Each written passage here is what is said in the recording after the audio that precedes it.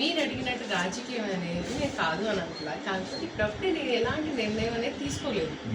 అది ఇది నేను ఇప్పుడు ప్రస్తుతం చేస్తుంది ఏంటంటే రాధారంగ మిత్ర మండలి రంగగారి అభిమానుల కోసం అని చెప్పి నా ఫస్ట్ స్టెప్.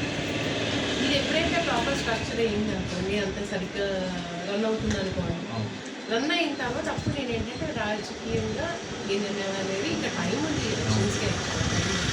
కానీ ఒకటి, నా రాజకీయ నిర్ణయానికి రాధారంగ మిత్ర మండలికి ఎలాంటి లింక్ ఉండదు. ఎందుకంటే రాధారంగ మిత్ర మండలిలో అన్ని పార్టీలు ఉన్నారు.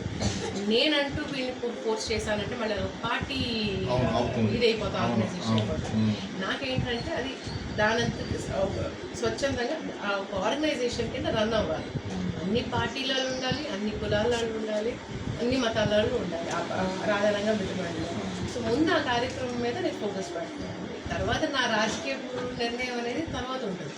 అది దీన్ని ఇన్ఫ్లుయెన్స్ చేయకుండా నేను ఫ్యూచర్లో కాపాడుకుంటాను ఆర్గనైజేషన్.